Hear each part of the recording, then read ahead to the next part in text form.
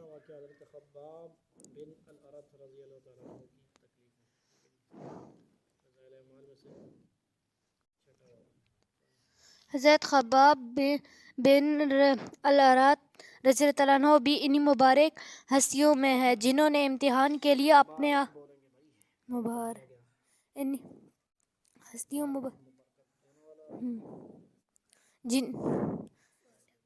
جنہوں نے امتحان کے لیے اپنے آپ کو پیش کیا تھا اور اللہ کے راستے میں سخت سے سخت تکلیفیں برداشت کی. شروع ہی میں 5-6 آدمیوں کے بعد مسلمان ہو گئے تھے، اس لیے بہت زمانہ تک تکلیفیں اٹھائیں.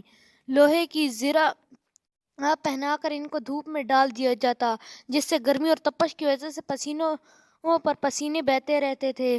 اکثر اوقات بالکل سیدھا گرم ریت پر لٹا دیا جاتا جس کی وجہ سے کمر کا گوشت تک گل کر گر گیا تھا. یہ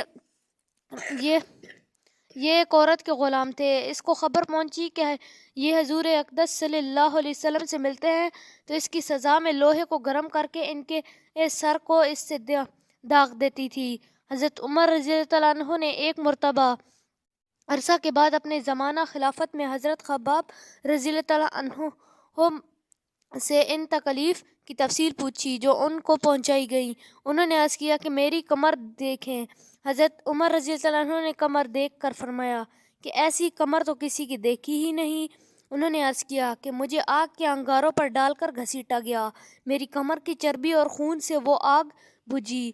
ان حالات کے باوجود جب اسلام کو ترقی ہوئی اور فتوحات کا دروازہ کھولا تو اس پر رویا کرتے کہ خدا نخواستہ ہماری تکلیف کا بدلہ کہیں دنیا ہی میں تو نہیں مل گیا. حضرت خباب رضی اللہ عنہ کہتے ہیں کہ ایک مرتبہ حضور اقدس صلی اللہ علیہ وآلہ وسلم نے خلاف عادت بہت ہی لمبی نماز پڑھی. صحابہ رضی اللہ عنہ نے اس کے متعلق عرض کیا تو حضور صلی اللہ علیہ وسلم نے ارشاد فرمایا کہ یہ رغبت اور ڈر کی نماز تھی. میں نے اس میں اللہ تعالیٰ سے 3 دعائیں کی تھیں، 2 ان میں سے قبول ہوئیں اور ایک کو انکار فرما دیا. میں نے یہ دعا کی کہ میری ساری امت قحط سے ہلاک نہ ہو جائے، یہ قبول ہو گئی. دوسری یہ دعا کی ان پر کوئی ایسا دشمن مسلط نہ ہو جو ان کو بالکل مٹا دے، یہ بھی قبول ہو گئی. تیسری یہ دعا کی کہ ان میں آپس میں لڑائی جھگڑے نہ ہوں، یہ بات منظور نہیں ہوئی. حضرت خباب رضی اللہ عنہ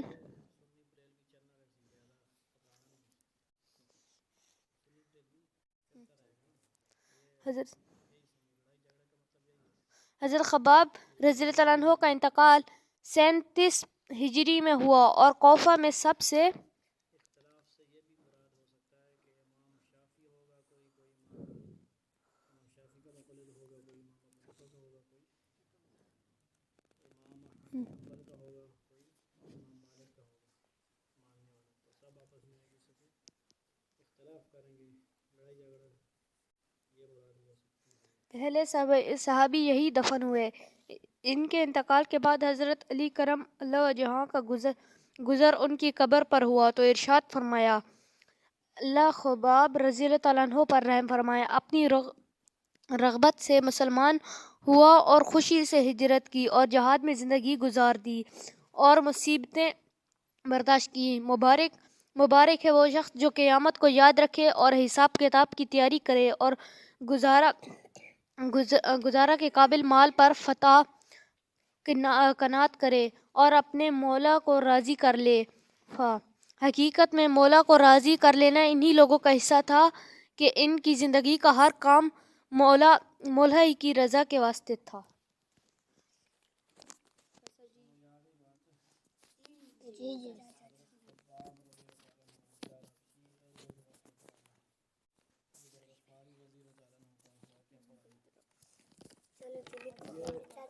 خبر کرو نا، آسانی بھی سنا کرو نا، اپنی سن کے چپ کر رہے نا. کیا ہے جی، ہمیں کیا درس ملتا ہے؟ ہم لوگوں کو بھی قربانی کرنی ہے، ٹھیک ہے. تھوڑی بہت گھر سے کوئی قربانی، بچوں کی قربانی کیا ہوگی، ٹائم پہ آئیں، ٹھیک ہے. نماز صبح کی بھی کوشش پڑھنے کی، چھٹی نہ کریں، سمجھ آ گئی، چھٹی نہ مانگیں فضول.